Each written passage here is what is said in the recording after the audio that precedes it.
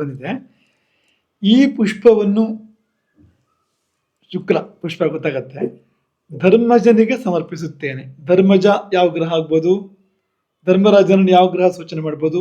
ಯೋಚನೆ ಮಾಡಿ ಹೇಳ್ತೀರಾ? ಧರ್ಮರಾಜ ಯಾವ ಗ್ರಹಕ್ಕೆ ಹತ್ರ ಬರ್ತಾನೆ? ಸೂರ್ಯ. ಸೂರ್ಯ ಯಾವ ಕಾರಣಕ್ಕೆ? ರಾಜ. ರಾಜ. ಆಯ್ತು. ರಾಜ ಅನ್ನೋ ಕಾರಣಕ್ಕೆ ಸೂರ್ಯನಿಂದ ಧರ್ಮರಾಜನ ಚಿಂತನೆ ಮಾಡ್ಬೋದು.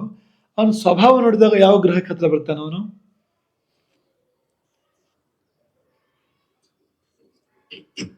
ತುಂಬಾ ಶಾಂತ ಆಗ್ಬೋದು ಧರ್ಮರಾಜ. ಗುರುವಿನ ಗುಣಗಳು ಪೂರ್ತಿ ಇದೆ ಧರ್ಮರಾಜನಲ್ಲಿ. ಸರಿ ಇದೆ. ಧರ್ಮರಾಜ ಯಾರ ಅವತಾರ ಗೊತ್ತಾ ನಿಮ್ಗೆ?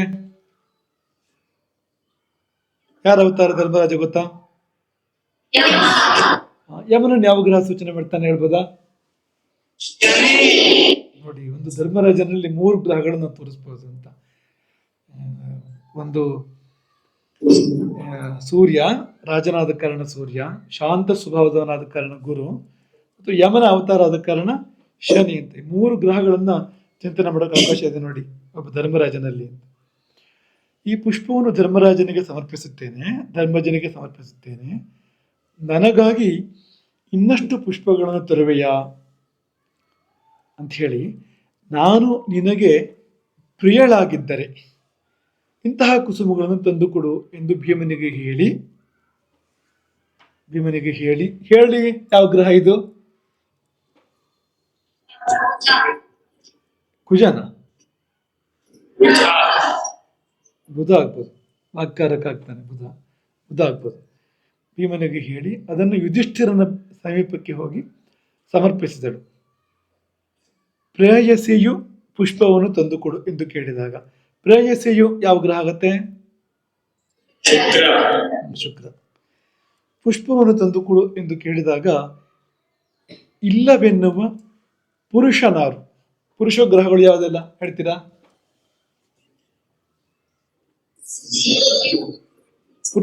ಪುರುಷ. ಈ ಪುರುಷನನ್ನು ತೋರಿಸುವ ಗ್ರಹಗಳು ಯಾವುದೆಲ್ಲ ಹೇಳ್ತೀರಾ?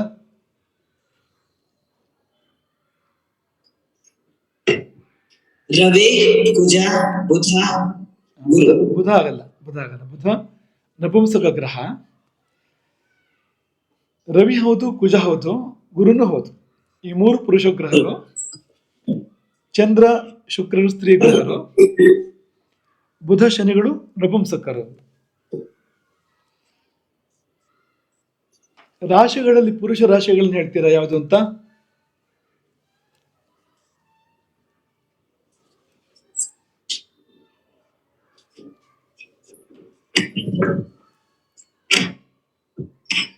ಮೇಷ, ಮಿಥುನ, ಸಿಂಹ, ತುಲಾ, ಧನು, ಕುಂಭ. ಪೇಶ್. ಹೇಳಿದ್ದಕ್ಕಿಂತ ಹೇಳಿದ ರೀತಿ ಇದೆಯಲ್ಲ, ತುಂಬಾ ಖುಷಿ ಆಯ್ತು.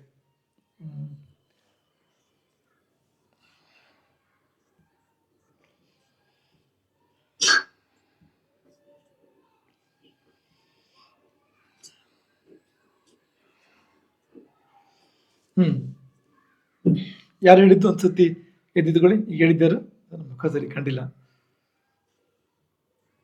ನೀನಾ?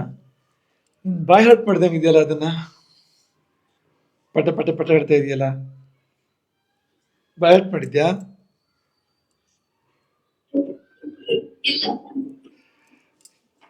1, 3, 5, 7, 9 ಹಿಂಗೋದ್ಯಾ? 11 ಇಂತಾನೆ ಹೋಗ್ಬೇಕು. ಓಜ ರಾಶಿಗಳೆಲ್ಲ ಪುರುಷರನ್ನ ಸೂಚನೆ ಮಾಡಿ, ಪುರುಷತ್ವವನ್ನು ಸೂಚನೆ ಮಾಡ್ತವೆ.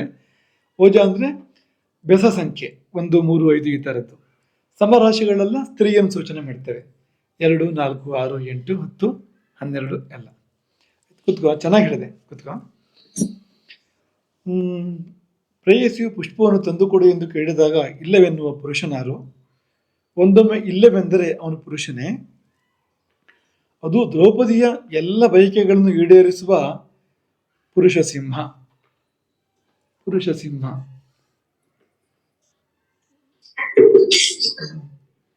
ಅಂದ್ರೆ ಸಿಂಹರಾಶಿನ ಹೇಳ್ಬೋದಲ್ವಾ? ನರಸಿಂಹನನ್ನ ಸಿಂಹರಾಶಿಯನ್ನು ಚಿಂತನೆ ಮಾಡೋದುಂಟು. ನರಸಿಂಹನ ಚಿಂತನೆ ಮಾಡ್ಬೇಕಾದ್ರೆ ಕೆಲವು ಸಾರಿ ಸಿಂಹರಾಶಿಯಲ್ಲಿ ಯಾವ್ದಾದ್ರು ಗ್ರಹಗಳು ಸಂಬಂಧಪಟ್ಟ ಗ್ರಹಗಳು ಕಂಡಾಗ ಈ ಗುರು ಸಿಂಹರಾಶಿಯಲ್ಲಿ ಬಂದ್ರೆ ಅದು ಗ್ರಂಥಗಳಲ್ಲಿ ಹಿಡಿದು ಅನ್ನೋದಕ್ಕಿಂತಲೂ ಯುಕ್ತಿ ಅದು ಅಂತ ಹಾಗೆ ಮಾಡೋದು ಉಂಟು ಅಂತ. ಪುರುಷ ಸಿಂಹ ಭೀಮನು ಇಲ್ಲ ಎಂದು ಎಂದಾದರೂ ಹೇಳುವನೇ? ದ್ರೌಪದಿಯು ಯುಧಿಷ್ಠಿರನತ್ತ ಹೋದಾಗ ವಾಯುಪುತ್ರ ಭೀಮನು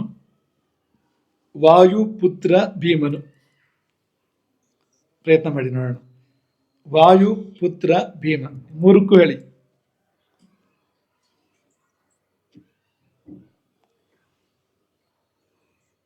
ವಾಯು ಶನಿ, ಹಾ ಪುತ್ರ ಗುರು, ಹಾ ಭೀಮ ಶನಿ. ಹಾ ಪುತ್ರಕಾರಕ ಗುರು, ಹಾಗಾಗಿ ಪುತ್ರ ಶಬ್ದ ಸುಮ್ಮನೆ ಬಂದಾಗ ನೀವು ಗುರುವಿನಿಂದ ಹೇಳ್ಬೋದು, ಹೇಳಕ್ಕೆ ಅವಕಾಶ ಇದೆ. ಮಕ್ಕಳಿಗೆ ಕಾರಕತ್ವ ಗುರುವಿಗಿರೋಂಥದ್ದು ಸರಿ ಇದೆ. ಭೀಮನನ್ನ ಅವನು ವಾಯುಪುತ್ರ ಅನ್ನೋ ಕಾರಣಕ್ಕೆ ಶನಿ ಅಂತ ಚಿಂತನೆ ಮಾಡ್ಬೋದು, ಅಥವಾ ಆಂಜನೇಯನ ತಮ್ಮ ಅನ್ನೋ ಕಾರಣಕ್ಕೆ ಶನಿ ಅಂತ ಚಿಂತನೆ ಮಾಡ್ಬೋದು. ಈ ಭೀಮನ ವ್ಯಕ್ತಿತ್ವ ಇದೆಯಲ್ಲ, ವ್ಯಕ್ತಿತ್ವ ದೃಷ್ಟಿಯಿಂದ ಯಾವ ಗ್ರಹ ಹತ್ರ ಇದೆ ಅದಕ್ಕೆ? ಗುರು.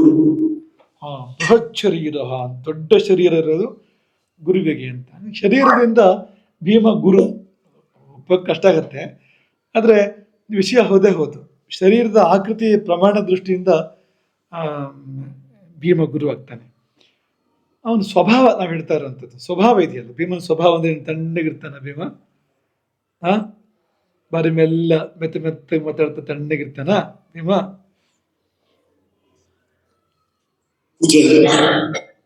ಕುಜ ಸ್ವಭಾವ ಅಂದ್ರೆ ಈ ಪರಾಕ್ರಮ, ಶೌರ್ಯ, ಧಾರ್ಷ್ಟ್ಯ, ಇಂಥದ್ದೆಲ್ಲ ಅಂದ್ರೆ ಅವನ ಗುಣಗಳಿದೆಯಲ್ಲ ಅದೆಲ್ಲ ಕುಜನಿಗೆ ತುಂಬಾ ಹತ್ರ ಬರುತ್ತೆ. ಸಾಹಸ ಎಲ್ಲ ಅವನಿಗೆ ಹತ್ರ ಬರುತ್ತೆ. ವಾಯುಪುತ್ರ ಭೀಮನು ಕೂತ್ಕೋ, ಪ್ರಿಯ ಕಾರ್ಯವನ್ನು ಈಡೇರಿಸಲು ಈಶಾನ್ಯ ದಿಕ್ಕಿನತ್ತ ವೇಗವಾಗಿ ಹೊರಟನು. ವೇಗವಾಗಿ ಹೋಗೋದು ಯಾರು?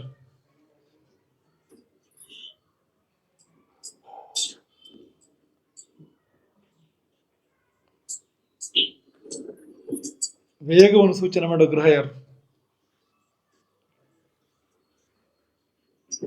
ಚಂದ್ರ. ಸರಿ ಇದೆ. ಯಾರು ಹೇಳಿದ್ದು?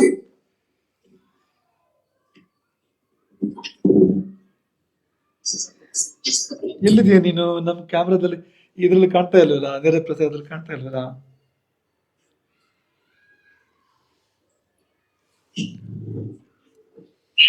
ಶ್ರೀಶಂಕರ.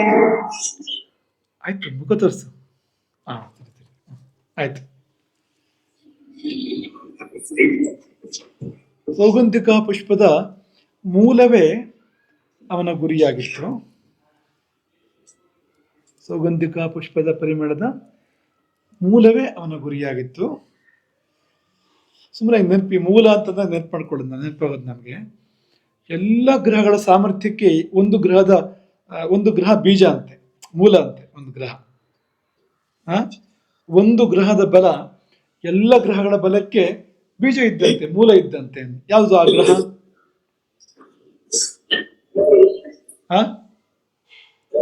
ಅಲ್ಲ ಅಲ್ಲ ಅಲ್ಲ,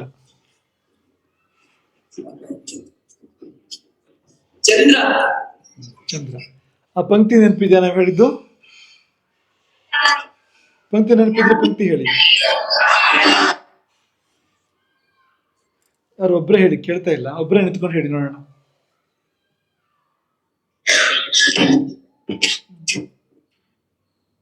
ಚಾಂದ್ರಂ ವೀರ್ಯಂ ವೀರ್ಯ ಬೀಜಂ ಗ್ರಹಣ.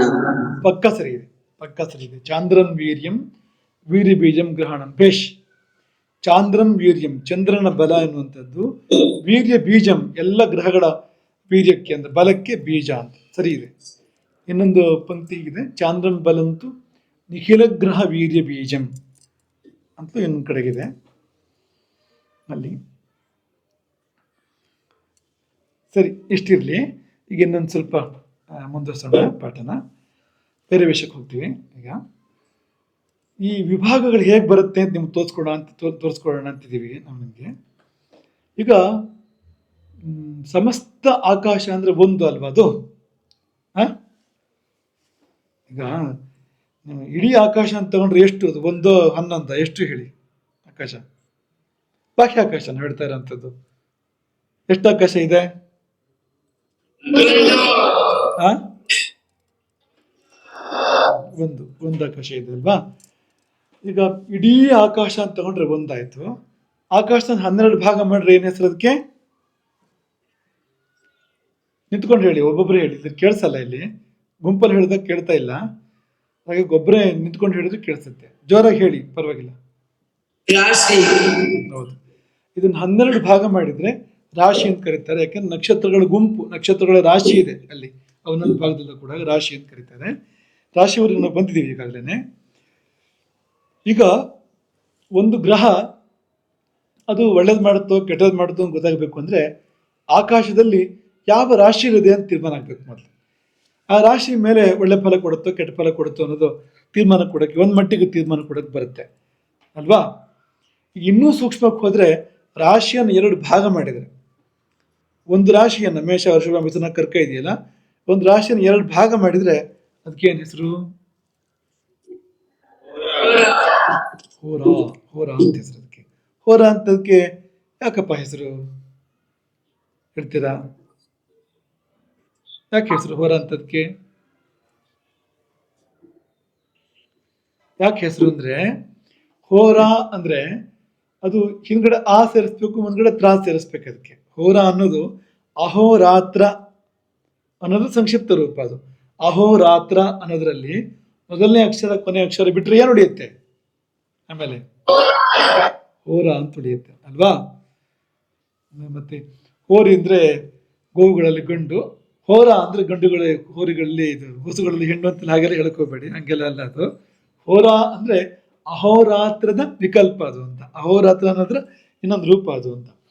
ಅಹಸ್ಸು ಅಂದ್ರೆ ಹಗಲು ಅಲ್ವಾ, ಸೂರ್ಯ. ರಾತ್ರಿ ಅಂದ್ರೆ ಚಂದ್ರ. ಈ ಹೋರ ಅನ್ನೋದು ಅದಕ್ಕೊಂದು ಸೂರ್ಯ ಅಧಿಪತಿ ಆಗಿರ್ತಾನೆ ಅಥವಾ ಚಂದ್ರ ಅಧಿಪತಿ ಆಗಿರ್ತಾನೆ. ಹಾಗಾಗಿ ಇದನ್ನ ಹೋರ ಅಂತ ಕರೀತಾರೆ. ಯಾವುದೇ ರಾಶಿಯನ್ನು 2 ಭಾಗ ಮಾಡಿದ್ರೆ, ಅದಕ್ಕೆ ಹೋರ ಅಂತ ಹೆಸರು. ಅಲ್ಲಿ ಮುಂದಕ್ಕೆ ಹೇಳ್ತೀನಿ ನಿಮ್ಗೆ ಅದನ್ನ. ಆ ಎರಡು ಭಾಗ ಮಾಡಿದಾಗ ಒಂದು ಭಾಗ ಸೂರ್ಯನದ್ದು, ಇನ್ನೊಂದು ಭಾಗ ಚಂದ್ರನದ್ದು. ಒಂದು ಭಾಗ ಅಹೋ, ಇನ್ನೊಂದು ಭಾಗ ರಾತ್ರ, ಅಹೋರಾತ್ರ. ಹೋರ.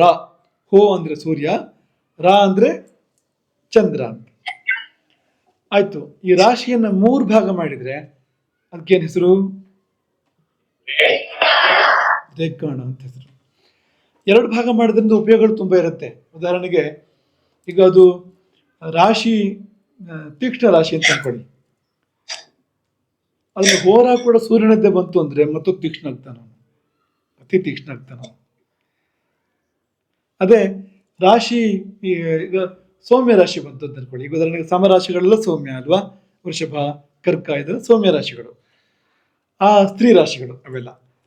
ಆ ರಾಶಿ ಬಂದು ಹೋರ ಕೂಡ ಚಂದ್ರನಿಂದ ಆಗ್ಬಿಟ್ರೆ ಅವನು ತುಂಬಾ ಅತಿ ಮೃದು ಆಗ್ತಾನ, ಅವನು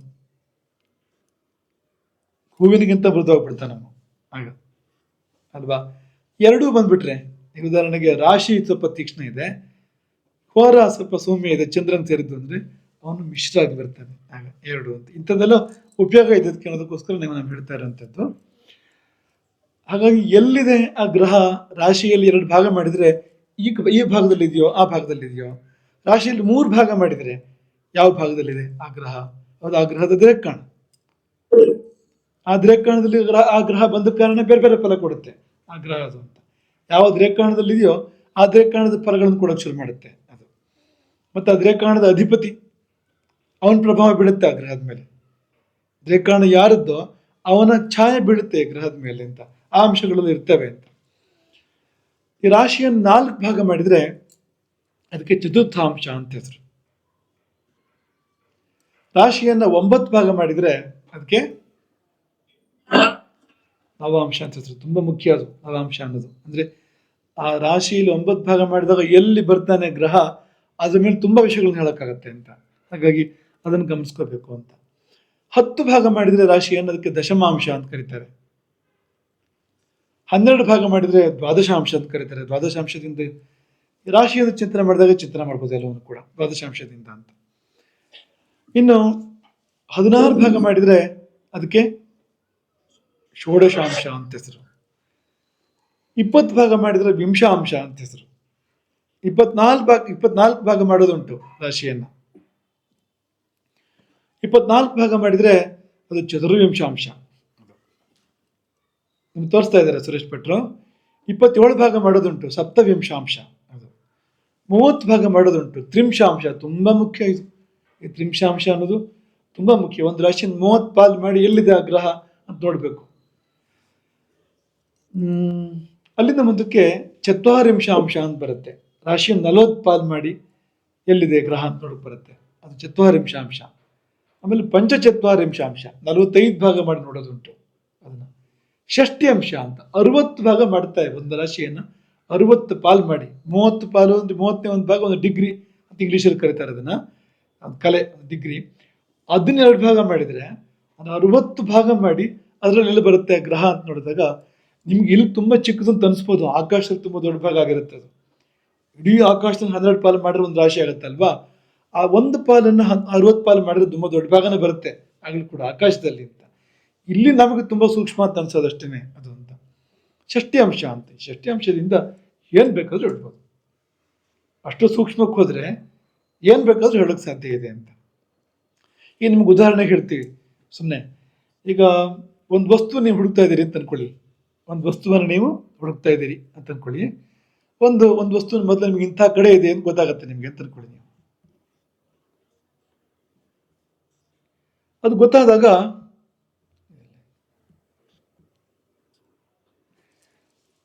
ಅದನ್ನು ಪಾಲು ಮಾಡಿ ನೋಡಬೇಕು ಅಂತ. ಈಗ ಒಂದು ಕಳೆದು ಹೋದ ವಸ್ತು, ಈಗ ಉದಾಹರಣೆಗೆ ಕಳೆದು ಹೋದ ವಸ್ತು ಎಲ್ಲಿದೆ, ಈಗ ದೈವರಾತ ಚರಿತ್ರೆಯಲ್ಲಿದೆ ಅಂತ ಅನ್ಕೊಳ್ಳಿ ನೀವು. ಅಥವಾ ಕಳೆದು ಹೋದ ವಸ್ತು ಅದೊಂದು ಬೋಧ ಗ್ರಾಮದಲ್ಲಿದೆ ಅಂತ ಅನ್ಕೊಳ್ಳಿ ನೀವು. ಬೋಧ ಗ್ರಾಮದಲ್ಲಿ ಎಲ್ಲಿದೆ ಅಂತ ತಗೊಂಡಾಗ ಈಗ ಪಾಲು ಮಾಡ್ತಾ ಬಂದರೆ ಅದನ್ನು ನೀವು 2 ಪಾಲು ಮಾಡಿದ್ರೆ ಇಲ್ಲಿ ಈ ಭಾಗದಲ್ಲಿ ಇದೆಯೋ ಆ ಭಾಗದಲ್ಲಿ ಇದೆ ಅಂತ ಹೇಳ್ಬೋದು. 3 ಪಾಲು ಮಾಡಿದಾಗ 3 ಪಾಲಲ್ಲಿ ಅಂತ ಹೇಳ್ಬೋದು. ಹಾಗೆ ಪಾಲು ಮಾಡ್ತಾ ಹೋದ್ರೆ 60 ಪಾಲು ಮಾಡಿದಾಗ ನೀವು ಒಂದು ಭವನವನ್ನು ನಿರ್ದಿಷ್ಟವಾಗಿ ಎಲ್ಲಿದೆ ಅಂತ ಹೇಳ್ಬೋದು ಅಂತ. ನಿರ್ದಿಷ್ಟವಾಗಿ ಇಂಥ ಕಡೆನೇ ಇದೆ ಅದು ಅಂತ ಹೇಳಕ್ಕೆ ಹೇಗಾಗುತ್ತೆ ಅಂದರೆ, ನೀವು ಚಿಕ್ಕ ಪಾಲು ಮಾಡ್ತಾ ಹೋಗ್ತೀರಿ.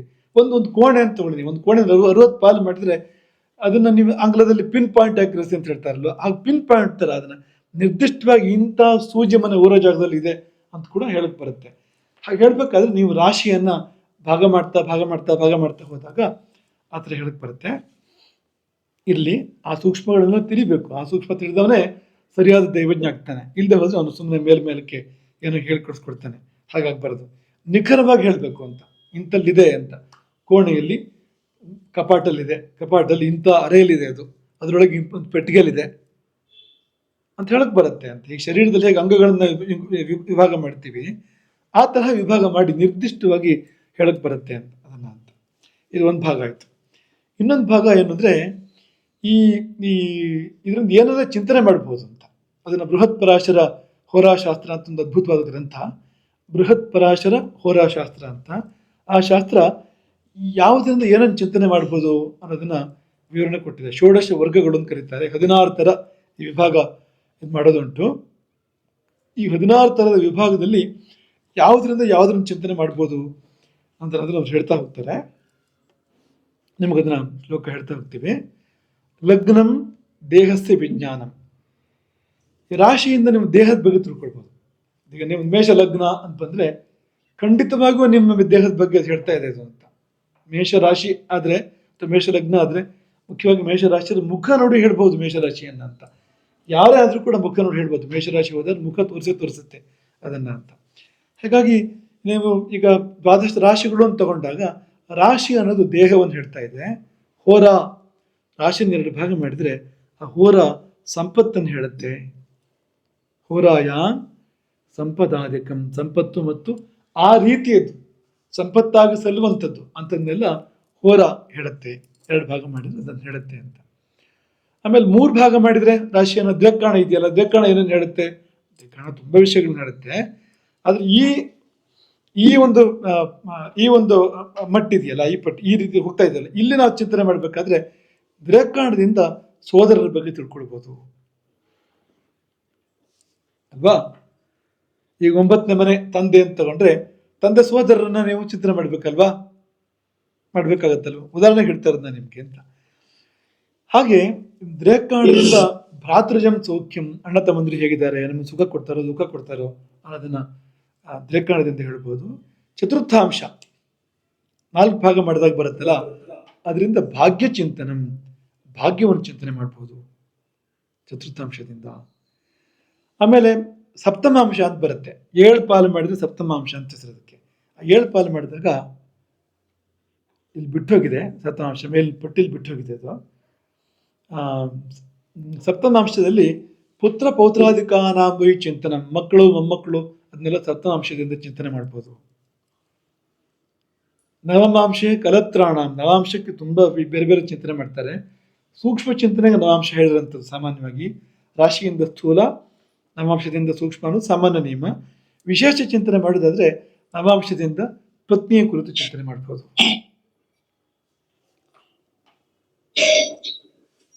ನವಮಾಂಶೆ ಕಲತ್ರಾಣ.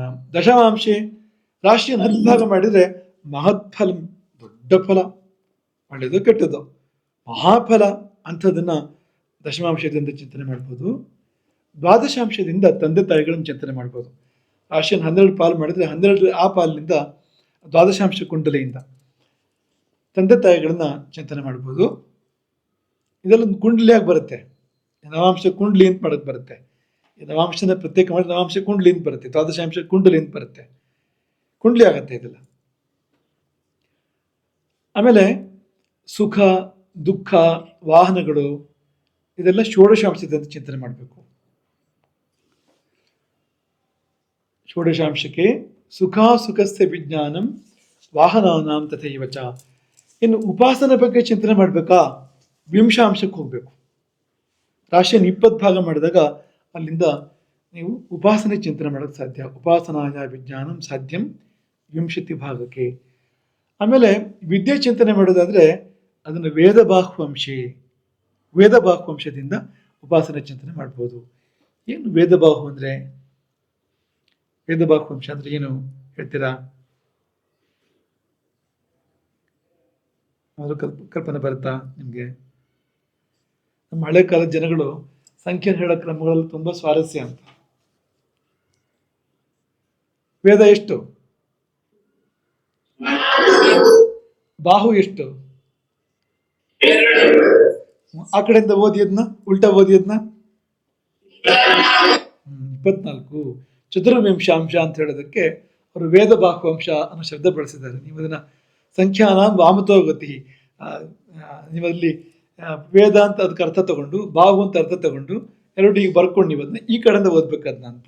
ಹಾಗೆ ಓದ್ದಾಗ ನಿಮ್ಗೆ ಆ ಸಂಖ್ಯೆ ಸಿಗುತ್ತೆ ನಿಮ್ಗೆ. ಚತುರ್ವಿಂಶಾಂಶ ಅಂದ್ರೆ ಅದನ್ನ ವೇದ ಬಾಹುವಂಶ ಅನ್ನೋ ಶಬ್ದದಿಂದ ಹೇಳ್ತಾರೆ. ಈ ಚತುರ್ವಿಂಶಾಂಶದಿಂದ ಅಂದ್ರೆ ಒಂದು ರಾಶಿನ 24 ಪಾಲು ಮಾಡಿದ್ರೆ, ಆಕಾಶವನ್ನು 12 ಪಾಲು ಮಾಡಿದ್ರೆ ಒಂದು ರಾಶಿ ಆಗುತ್ತೆ. ಆ ರಾಶಿಯನ್ನು 24 ಪಾಲು ಮಾಡಿದಾಗ ವಿದ್ಯೆ ಬರುತ್ತೆ ಅದರಿಂದ ಅಂತ. ಹಾಗಾಗಿ ವಿದ್ಯಾಯ ವೇದ ಬಾಹುವಂಶೆ ಭಾಂಶೆ ಚೈವ ಬಲಾಬಲಂ. ಭಾಂಶೆ ಗೊತ್ತಾಗತ್ತೆ ಏನಂತ? ಭಾಂಶೆ ಅಂದ್ರೆ ಭ ಅಂದ್ರೆ ನಕ್ಷತ್ರ. ಎಷ್ಟಿದೆ ನಕ್ಷತ್ರ? 27 ಭಾಗ ಮಾಡಬೇಕು. ಒಂದು ರಾಶಿನ 27 ಭಾಗ ಮಾಡಿದಾಗ ಆ 27 ಭಾಗ ಸಪ್ತವಿಂಶಾಂಶ ಇದೆಯಲ್ಲ, ಆ ಸಪ್ತವಿಂಶಾಂಶದಿಂದ ನೀವು ಬಲಾಬಲವನ್ನು ಚಿಂತನೆ ಮಾಡ್ಬೋದು, ಸಾಮರ್ಥ್ಯ ದೌರ್ಬಲ್ಯಗಳನ್ನ ಚಿಂತನೆ ಮಾಡ್ಬೋದು ಅಂತ. ಉದಾಹರಣೆಗೆ ಲಗ್ನಾಧಿಪತಿ ಲಗ್ನ ಅಂತ ತಗೊಂಡ್ರೆ ಭಾಗ ಮಾಡಿದಾಗ ಆ 27ನೇ ಒಂದು ಭಾಗ ಬರುತ್ತಲ್ಲ, ಅಲ್ಲಿಗೆ ಹೋದಾಗ ನಮ್ಗೆ ಗೊತ್ತಾಗತ್ತೆ ಇದು ಅಂತ. ಅದಾಯ್ತಾ? ಅಲ್ಲಿಂದ ಮುಂದೆ ಇದ್ರ ವಿಷಯಗಳು ತುಂಬಾ ಇದೆ, ನಾವು ಬರೀ ಸೂಚನೆ ಮಾತ್ರ ಕೊಡ್ತಿರೋದು ನಿಮಗೆ. ತ್ರಿಂಶಾಂಶ ಅಂತ ಬರುತ್ತೆ ಮುಂದಿಂದು. ತ್ರಿಂಶಾಂಶ ಅಂದ್ರೆ 30ನೇ ಒಂದು ಭಾಗ, ಒಂದು ರಾಶಿ 30ನೇ ಒಂದು ಭಾಗ. ಮೂಲ ಸ್ವರೂಪವನ್ನು ತ್ರಿಂಶಾಂಶ ಹೇಳುತ್ತೆ ಅಂತೆಲ್ಲ ಹೇಳೋದುಂಟು. ಮೂಲ ಸ್ವರೂಪ ತ್ರಿಂಶಾಂಶದಿಂದ ಗೊತ್ತಾಗತ್ತೆ ಅಂತ. ಇಲ್ಲಿ ತ್ರಿಂಶಾಂಶಕ್ಕೆ ಅರಿಷ್ಟ ಫಲಂ, ಅರಿಷ್ಟ ಅಥವಾ ಅರಿಷ್ಟ, ಅದನ್ನು ತ್ರಿಂಶಾಂಶದಿಂದ ಚಿಂತನೆ ಮಾಡ್ಬೋದು ಅಂತ ಹೇಳ್ತಾ ಇದ್ದಾರೆ. ಅರಿಷ್ಟ ಯೋಗದ ಬಗ್ಗೆ ಎಲ್ಲ ಹೇಳಿದ್ವಲ್ಲ ನಿಮ್ಗೆ ನಾವು ಹಿಂದೆ. ಖವೇದಾಂಶೆ ಶುಭಾಶುಭಂ. ಶುಭಾಶುಭಗಳನ್ನ ನೀವು ಖವೇದಾಂಶದಿಂದ ಚಿಂತನೆ ಮಾಡಬೇಕು. ಏನು ಖವೇದ ಅಂದ್ರೆ ಏನು? ಖವೇದಾಂಶ ಹೇಳ್ತೀರಾ? 45 ಯಾಕೆ? ಇಂದ್ರಿಯಗಳು ಇಲ್ಲಿ ನೀವು ಹೇಳೋದು ತಪ್ಪಲ್ಲ. ಖಾನ ಶಬ್ದ ಹಿಂದಿ ಅನ್ನೋ ಅರ್ಥದಲ್ಲಿ ಬಳಕೆ ಇರೋದು ತಪ್ಪಲ್ಲ. ಇಲ್ಲಿ ಅವರು ಖಾ ಅಂದ್ರೆ ಆಕಾಶ ಅಂತ ಬಳಸ್ತಾ ಇದ್ದಾರೆ. ಆಕಾಶ ಅನ್ನೋ ಅರ್ಥದಲ್ಲಿ ಬಳಸ್ತಾ ಇದ್ದಾರೆ. ಆಕಾಶ ಶೂನ್ಯ. ಆಕಾಶ ಅಂದ್ರೆ ಏನು? ಶೂನ್ಯ. ಏನೂ ಇಲ್ಲ ಅನ್ನೋದಕ್ಕೆ ಆಕಾಶ ಅಂತ ಹೆಸರು ಅಂತ. ಎಲ್ಲಿ ಏನೂ ಇಲ್ವೋ ಅದು ಆಕಾಶ ಅಂತ, ಅಥವಾ ಎಲ್ಲಿ ಎಲ್ಲವೂ ಯಾವುದರಲ್ಲಿ ಇದೆಯೋ ಅದು ಆಕಾಶ ಅಂತ ಕೂಡ ಹೇಳ್ಬೋದು ಬೇಕಾದ್ರೆ. ಸಾಮಾನ್ಯವಾಗಿ ಶೂನ್ಯ ಶೂನ್ಯ ಅಂತಲೇ ಅರ್ಥ ಅದಕ್ಕೆ. ಹಾಗಾಗಿ ಈ ಕಡೆ ವೇದ ಅಂದ್ರೆ 4, ಈ ಕಡೆ ಶೂನ್ಯ ಅಂದ್ರೆ 0, ಆ ಕಡೆಯಿಂದ ಓದ್ಬೇಕಲ್ಲ. ಓದಿದಾಗ 41 ಬರುತ್ತೆ ಅದು ಅಂತ. 40 40 ಪಾಲು ಮಾಡಬೇಕು ಒಂದು ರಾಶಿಯನ್ನ, ಆಗ ನಿಮಗೆ ಸಿಗುವಂಥದ್ದು ಶುಭಾಶುಭ. ಮುಂದಿಂದು ಅಕ್ಷವೇದಾಂಶ ಅಂತ. ಅಕ್ಷವೇದಾಂಶ ಇದೆಷ್ಟು? 45. ಈಗ ನೋಡಿ, ಅದರಿಂದ ಖ ಅಂದ್ರೆ ಆಕಾಶ ಅಂತ ಯಾಕೆ ಹೇಳ್ಬೇಕು ಅಂದ್ರೆ ಮುಂದಕ್ಕೆ ಅಕ್ಷ ಅಂತಿದೆ. ಇಂದ್ರಿಯಗಳಿಗೆ ಮುಂದೆ ಬೇರೆ ಶಬ್ದ ಇದೆ, ಅಕ್ಷ ಅನ್ನೋ ಶಬ್ದ ಬಳಸಿದ್ದಾರೆ ಮುಂದಕ್ಕೆ. ಹಾಗಾಗಿ ಖ ಅಂದ್ರೆ ಅದು ಆ ಅರ್ಥದಲ್ಲಿ ಬಳಸಿರ್ಲಿಕ್ಕಿಲ್ಲ ಅಂತ. 40 ಅನ್ನೋದು 2 ಸಾರಿ ಬರೋಕ್ಕೆ ಸಾಧ್ಯ ಇಲ್ವಲ್ಲ. ಹಾಗಾಗಿ ಹಿಂದಿಂದು 40, ಇದು 45 ಅಂತ ತಗೋಬೇಕು ನಾವು. ಅಕ್ಷವೇದಾಂಶನ 45 ಭಾಗ ಮಾಡಿದಾಗ ಅದರಿಂದ ನೀವು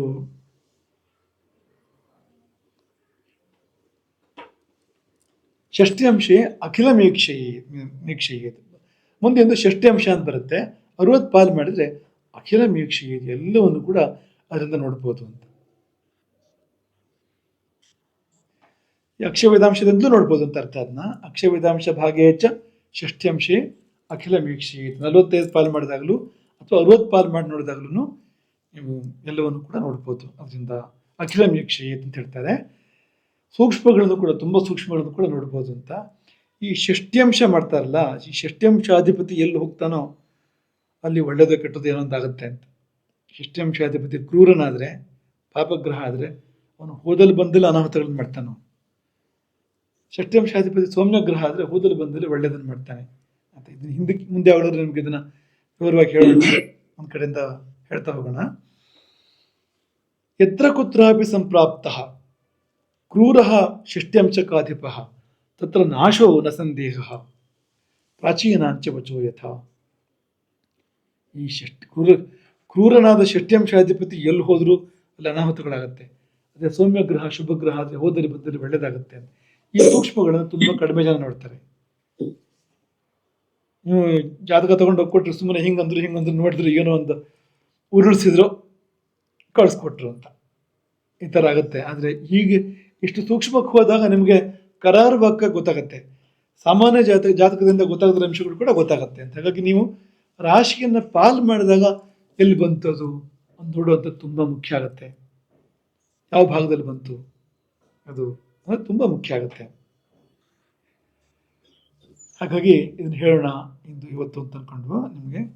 ಇದು ಬರೇ ಒಂದು ಸೂಚನಾ ರೂಪ ಮಾತ್ರ ಅಂತಂದರೆ ಎಷ್ಟು ಇದು ನೀವು ಪಾಠ ಮಾಡಿದ್ದಲ್ಲ ನಿಮಗಿದು ಹೇಗೆ ಹೋಗುತ್ತೆ, ಇದು ಅದ್ರ ಸರಣಿ ಹೇಗೆ ಹೋಗುತ್ತೆ, ಸೂಕ್ಷ್ಮ ಅಂಶಗಳು ಹೇಗೆ ಗೊತ್ತಾಗುತ್ತೆ, ಜೀವನದ ಎಲ್ಲ ಅಂಶಗಳನ್ನ ಹೇಗೆ ಪತ್ತೆ ಮಾಡ್ತಾರೆ ಅಂದರೆ ಈ ರಾಶಿಯನ್ನು ಅಷ್ಟು ಚಿಕ್ಕ ಚಿಕ್ಕ ಚಿಕ್ಕ ಪಾಲುಗಳನ್ನು ಮಾಡಿಕೊಂಡು ಚಿಂತನೆ ಮಾಡ್ತಾರೆ.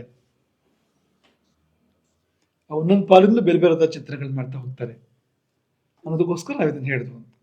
ಇದು ಬರೇ ಒಂದು ದಾರಿ ಮಾತ್ರ ನಾನು ನಿಮ್ಗೆ ಹೇಳಿರೋಂಥದ್ದು. ಬೇರೆ ಬೇರೆ ರೀತಿಯಿಂದ ಉಪಯೋಗ ಆಗುತ್ತೆ, ಬೇರೆ ಬೇರೆ ರೀತಿಯಿಂದ ಉಪಯೋಗ ಆಗುತ್ತೆ. ಅದನ್ನ ಚೆನ್ನಾಗಿ ಮನಸ್ಸಲ್ಲಿಟ್ಕೊಳ್ಳಿ. ಅದರಲ್ಲಿ ಮುಖ್ಯವಾಗಿ ನಾವು ಮೊದಲದಾಗ ಹೇಳಿಕೊಟ್ಟಿದ್ದು ನಿಮಗೆ ಹೋರಾದ ಬಗ್ಗೆ ಹೇಳಿಕೊಟ್ಟಿದ್ವು. ಅದೊಂದನ್ನು ಹೇಳಿ ಪೂರ್ತಿ ಮಾಡಿ ಇವತ್ತಿನ ಪಾಠನ ಪೂರ್ತಿ ಮಾಡ್ತೀವಿ. ಹೋರ ಅಂದರೆ ಏನು ಅಂದರೆ ಹೋರಾ ರಾಶ್ಯರ್ಥಂ. ಜಾತಕ ಪಾರಿಜಾತ ಹೇಳುತ್ತೆ ಹೋರಾ ಅಂದರೆ ಏನು, ಹೋರಾ ರಾಶ್ಯರ್ಥಂ.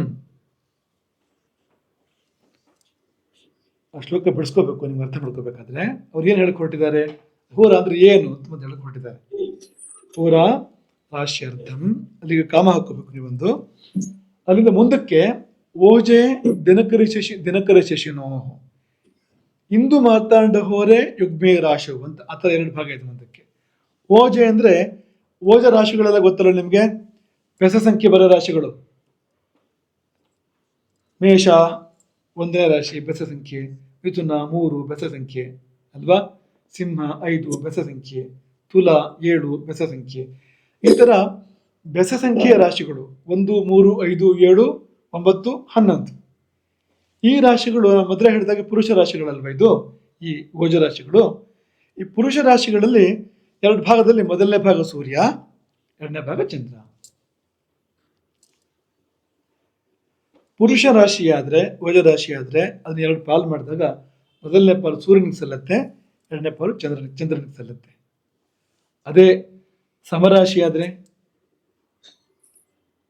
ಯುಗ್ಮ ರಾಶಿ ಆದ್ರೆ, ಯುಗ್ಮ ಅಂದ್ರೆ ಜೋಡಿ ಜೋಡಿ ರಾಶಿಗಳು ಅಂತ, ಈಗ 2, 4, 6, 8, 10, 12 ಈ ತರದ ರಾಶಿಗಳಾದ್ರೆ ಆಗ ಆಗಲೂ ಕೂಡ ಎರಡೇ ಪಾಲು ರಾಶಿ ಅಂತಂದ್ರೆ, ಹೋರ ಅಂತಂದ್ರೆ ಎರಡು ಪಾಲಲ್ಲಿ ಮೊದಲನೇ ಪಾಲು ಚಂದ್ರ ಬರ್ತಾನೆ, ಎರಡನೇ ಪಾಲು ಸೂರ್ಯ ಬರ್ತಾನೆ.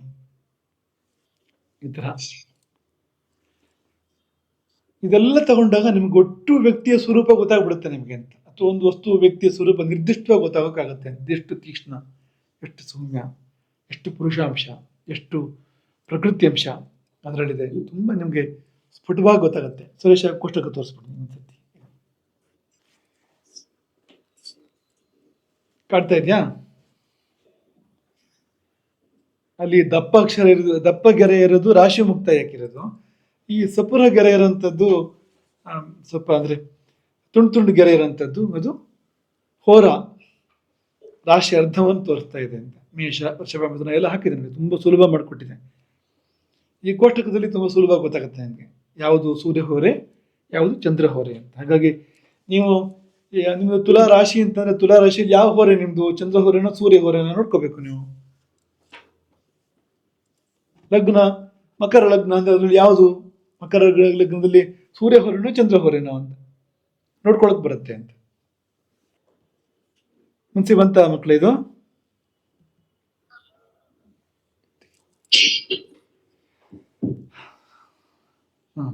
ಈಗ ಮುಗಿಸ್ಬೇಕಾದ್ರೆ ಸುಮ್ಮನೆ ನಿಮಗೊಂದು ಪ್ರಶ್ನೆ ನಿಮಗೆ.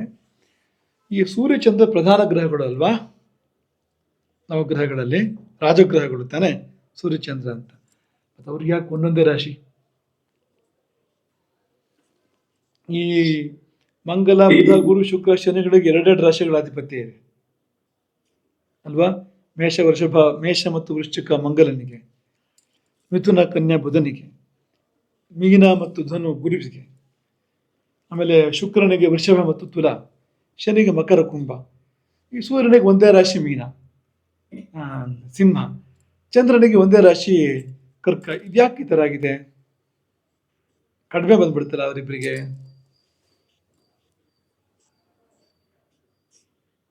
ಯೋಚನೆ ಮಾಡಿದಾರೆ ಏನಾದ್ರು ಇದ್ರ ಬಗ್ಗೆ?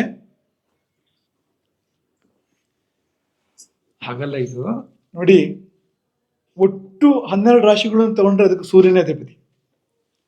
12 ರಾಶಿಗಳ ರಾಶಿ ಚಕ್ರ ಅಂತ ತಗೊಂಡ್ರೆ ಇಡೀ ಆಕಾಶ, ಸಂಪೂರ್ಣ ಆಕಾಶ, 12 ರಾಶಿಗಳಿಂದ ಸಂಬಂಧಿತವಾಗಿರ್ತಕ್ಕಂಥ ಸಂಪೂರ್ಣ ಆಕಾಶ ತಗೊಂಡ್ರೆ ಯಾರು ಅಧಿಪತಿ ಅದಕ್ಕೆ?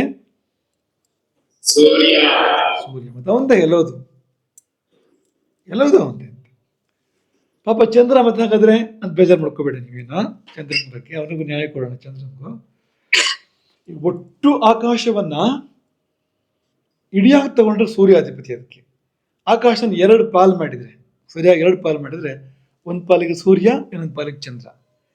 2 ಪಾಲು ಹೇಗೆ ಬರುತ್ತೆ ಅದು ಅಂತಂದ್ರೆ, ಸಿಂಹದಿಂದ 6 ರಾಶಿ ಮುಂದಕ್ಕೆ ಸೂರ್ಯ ಅಧಿಪತಿ ಅದಕ್ಕೆ, ಕರ್ಕದಿಂದ 6 ರಾಶಿ ಹಿಂದಕ್ಕೆ ಚಂದ್ರಾಧಿಪತಿ ಅದಕ್ಕೆ ಅಲ್ವಾ.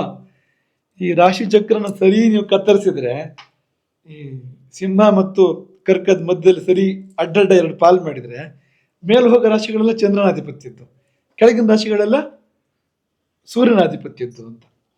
ಈಗ ಸಿಂಹ, ಕನ್ಯಾ, ತುಲಾ, ವೃಶ್ಚಿಕ, ಧನು, ಮಕರ ಇದಿಷ್ಟು ಸೂರ್ಯನದ್ದು. ಹಾಗೆ ಕುಂಭ, ಮೀನ, ಮೇಷ, ವೃಷಭ, ಮಿಥುನ, ಕರ್ಕ ಇದಾರು ಚಂದ್ರನದ್ದು ಅಂತ. ಇಲ್ಲಿಂದ ಮುಂದಕ್ಕೆ ಹೋದಾಗ 6 ಪಾಲಿಂದ ಮುಂದಕ್ಕೆ ಹೋಗಿ 12 ಪಾಲು ಅಂತ ಮಾಡಿದಾಗ ಆಗ ಆ ಗ್ರಹಗಳು ಬರ್ತವೆ ಅಂತ, ಒಂದೊಂದು ಗ್ರಹಗಳು ಬರ್ತವೆ. ಅದಕ್ಕಿಂತ ಹಿಂದಕ್ಕೆ ಹೋದಾಗ ಇವರಿಬ್ಬರದೇ ರಾಜ್ಯ ಇರೋದಲ್ಲಿ, ಸೂರ್ಯಚಂದ್ರದೇ ರಾಜ್ಯ ಇರೋದು. ಎಲ್ಲವೂ ಆತ್ಮ. ಸೂರ್ಯ ಅಂದ್ರೆ ಏನು, ಅದರಿಂದ ಆರಂಭ. ಆಮೇಲೆ ಇನ್ನು ಮುಂದಕ್ಕೆ ಹೋದ್ರೆ ಪುರುಷ ಪ್ರಕೃತಿ ಅಂತ 2 ತರ ಮಾಡಕ್ ಬರುತ್ತೆ. ಇಡೀ ಸೃಷ್ಟಿಯನ್ನ ಚೈತನ್ಯ ಎಲ್ಲ ಪುರುಷ ಅಲ್ವಾ.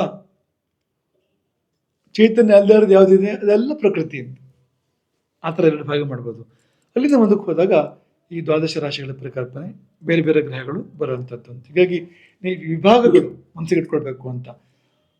ಸಮಷ್ಟಿ ಆಕಾಶ ಮೊದಲು 2 ಪಾಲು, ಆಮೇಲೆ 12 ಪಾಲು, ಒಂದೊಂದರಲ್ಲೂ ಇಷ್ಟಿಷ್ಟು ಪಾಲುಗಳು, 2 ಪಾಲು, 3 ಪಾಲು, 4 ಪಾಲು, 7 ಪಾಲು, 10 ಪಾಲು, 12 ಪಾಲು, 16 ಪಾಲು, 20 ಪಾಲು, 24 ಪಾಲು, 27 ಪಾಲು, 30 ಪಾಲು, 40 ಪಾಲು, 45 ಪಾಲು, 60 ಪಾಲು, ಹೀಗೆ ಭಾಗ ಮಾಡ್ತಾ ಹೋಗೋದು ಅದನ್ನ ಅಂತ. ಮತ್ತೂ ಮಾಡಕ್ಕೆ ಬರುತ್ತೆ, ಇನ್ನೂ ಸೂಕ್ಷ್ಮಗಳು ಇರುತ್ತೆ ಅದರಲ್ಲಿ. ಇದು ತುಂಬ ಆಯಿತು. ಈಗ ನೀವು ಮಾಡಿದ್ದಿದೆಯಲ್ಲ, ಇದರಲ್ಲಿ ಸಾಮಾನ್ಯಕ್ಕೆ ಸಿಗದೇ ಇರೋಂಥದ್ದು ಇಲ್ಲ ಅಂತ ಅಷ್ಟೆಲ್ಲ ಬಂದ್ಬಿಡುತ್ತೆ ಇದೆಷ್ಟರಲ್ಲೇನೆ ಅಂತ. ಅದು ಮಾಡಕ್ಕೆ ಮಾತ್ರ ಇನ್ನೂ ಬರುತ್ತೆ, ಇನ್ನೂ ಸೂಕ್ಷ್ಮಕ್ಕೂ ಹೋಗೋಕ್ಕೆ ಸಾಧ್ಯ ಇದೆ ಅಂತ. ಆಕಾಶದಲ್ಲಿ ತುಂಬ ದೊಡ್ಡ ಭಾಗನೇ ಆಗಿರುತ್ತೆ ಅದು. ನಮ್ಮ ಕಾಗದದಲ್ಲಿ ಚಿಕ್ಕದಾಗಿರುತ್ತೆ ಅದು. ಕಾಗದದಲ್ಲಿ ನೀವು 12 ರಾಶಿ ಬರ್ಕೊಂಡು ಪಾಲು ಮಾಡಿದ್ರೆ ಈ ಒಂದು ಪುಟದಲ್ಲೆಲ್ಲ ಮಾಡ್ಕೊಂಡ್ರೆ ನೀವು ಷಷ್ಠಿ ಅಂಶ ಮಾಡೋಕೆ ಹೋದ್ರೆ ಜಾಗನೇ ಇಲ್ಲ ಅಲ್ಲಿ. ಒಂದು ಗೆರೆ ಕೂಡ್ಬಿಡುತ್ತೆ, ಅಷ್ಟು ಹತ್ರ ಆಗ್ಬಿಡ್ಬೋದು. ಕಾಗದದ ಕತೆ ಅಷ್ಟೇ ಅದು. ಸೃಷ್ಟಿ ಕಥೆ ಅದಲ್ಲ. ಸೃಷ್ಟಿ ತುಂಬ ದೊಡ್ಡದಿದೆ. ಇಷ್ಟಿಟ್ಕೊಳ್ಳೋಣವಾ ಗೊತ್ತಿಂದು. ಇದರಲ್ಲಿ ಒಂದೊಂದೇ ಸಾಧ್ಯ ಆದಷ್ಟು ನೋಡ್ತಾ ಹೋಗೋಣ. ಹೋರ ನೋಡಿದ ಹಾಗೆಯೇ ಮುಂದೆ ದ್ರೇಕಣ ಯಾವ್ಯಾವ ಸಾಧ್ಯ ಕೆಲವನ್ನಾರು ನೋಡ್ತಾ ಹೋಗೋಣ. ಹೊಸ ವಿಷಯ ಆಗುತ್ತೆ ನಿಮಗೆ ಇದು. ಹಿಂದೆ ಮಾಡಿದ ಪಾಠ ಅಲ್ಲ ಇದು. ಚೂರು ಹೊಸ ವಿಷಯ ಆಗುತ್ತೆ. ಸ್ವಲ್ಪ ನಿಮ್ಗೆ ಗೊತ್ತು. ದ್ರೇಕರಣದ ಬಗ್ಗೆ ಒಂದು ಸ್ವಲ್ಪ ಹೇಳಿದ್ವಿ, ನಿಮಗೆ ನವಾಂಶದ ಬಗ್ಗೆ ಒಂದು ಸ್ವಲ್ಪ ಹೇಳಿದ್ವಿ. ಆ ಥರ ಅದು ಉಳಿದಿದ್ದನ್ನು ನೋಡೋರಿಗೆ ಗತಿ ಇಲ್ಲ, ಆ ಥರ ಆಗಿದೆ ಅಂತ. ಯಾರು ನೋಡೋರು ಇಲ್ಲ, ಆ ಥರ ಆಗಿದೆ. ನೋಡಿದರೆ ಈ ಚಂದ್ರಕ್ರಿಯಾ ಅಂತ ಹೇಳ್ತಾರೆ. ಚಂದ್ರಕ್ರಿಯಾ ಅಂದರೆ ಚಂದ್ರ ಏನು ಮಾಡ್ತಾ ಇದ್ದಾನೆ ಅಂತ. ನಾವು ಹುಟ್ಟುವಾಗ ಚಂದ್ರ ಏನು ಮಾಡ್ತಾ ಇದ್ದ ಅಂತ ಪ್ರಶ್ನೆ ಇಡುವಾಗ ಚಂದ್ರ ಏನು ಮಾಡ್ತಾ ಇದ್ದ, ಬೇರೆ ಬೇರೆ ಚಂದ್ರನ ಅವಸ್ಥೆಗಳು, ಚಂದ್ರಕ್ರಿಯೆ ಅಂತ ಬರುತ್ತೆ. ಅದರಿಂದ ತುಂಬ ವಿಷಯಗಳನ್ನ ಹೇಳಕ್ಕೆ ಬರುತ್ತೆ ಅಂತ. ಚಂದ್ರ ಕೂತ್ಕೊಂಡಿದ್ದಾನೋ, ನಿಂತ್ಕೊಂಡಿದ್ದಾನೋ, ರಾಜನಾಗಿದ್ದಾನೋ, ಅಥವಾ ಯುದ್ಧ ಮಾಡ್ತಾ ಇದ್ದಾನೋ, ಚಂದ್ರ ಊಟ ಮಾಡ್ತಾ ಇದ್ದಾನೋ, ಆ ಸ್ಥಿತಿಗಳಿದೆಯಲ್ಲ ಅದು ಸೂಕ್ಷ್ಮಗಳು ಅಂತ. ಚಿಕ್ಕ ಚಿಕ್ಕ ಅಂಶದಲ್ಲಿ ಬರೋಂಥದ್ದು, ಪಾಲು ಮಾಡಿದಾಗ ಸಿಗುವಂಥದ್ದು ಅದೆಲ್ಲ ಅಂತ. ಅದಕ್ಕೆಲ್ಲ ಇದು ಉಪಯೋಗ ಆಗುತ್ತೆ ಅಂತ. ತುಂಬ ತಲೆಭಾರ ಮಾಡೋಕ್ಕೆ ಉಪಯೋಗ ಬಳಸ್ಕೋಬೇಡಿ ಪಾಠನ. ಇದು ಏನು ಈ ಜ್ಯೋತಿಷ ಅಂದರೆ ಭಾರಿ ಕಬ್ಬಣದ ಕಡಲೆ ಕಗ್ಗಂಟು ಅನ್ನೋದಕ್ಕೆ ತಗೋಬೇಡಿ ನೀವು ಇದನ್ನು. ತುಂಬ ವಿಷಯಗಳಿದೆ ಇದರಲ್ಲಿ, ತುಂಬ ಸೂಕ್ಷ್ಮ ಇದೆ. ನಮ್ಮ ಪೂರ್ವಜರು ತುಂಬ ಆಳಕ್ಕೆ ಹೋಗಿದ್ದಾರೆ, ಮೇಲ್ಮೇಲಕ್ಕಿಲ್ಲ. ಅವರು ತುಂಬ ಆಳಕ್ಕೆ ಹೋಗಿದ್ದಾರೆ ಅಂತ ತಿಳ್ಕೊಳ್ಳೋಕೆ ಈ ಪಾಠನ ಬಳಸ್ಕೋಬೇಕು ನೀವು. ಸಾಧ್ಯ ಆದರೆ ಇದೆಲ್ಲದನ್ನು ಕೂಡ ತಿಳ್ಕೊಬೇಕು. ಒಂದೊಂದನ್ನು ಇದು ಏನು ಹೀಗಂದರೆ ಹೇಗೆ ಇದನ್ನು ತೆಗಿತಾರೆ ಇದನ್ನು, ಮತ್ತು ಯಾವುದಕ್ಕೆ ಬಳಸ್ತಾರೆ ಇದನ್ನು ತಿಳ್ಕೊಂಡ್ರೆ ನೀವು ನಿಜವಾದ ದೈವಜ್ಞರಾಗ್ತೀರಿ. ನೀವು ನಿಮಗೆ ವಿಷಯಗಳು ಸರಿಯಾಗಿ ಅರ್ಥ ಆಗೋಕ್ಕೆ ಶುರುವಾಗುತ್ತೆ ಆಮೇಲೆ ಅಂತ. ಹರೇ ರಾಮ್. ಶುಭ ದಿನ ಎಲ್ಲರಿಗೂ.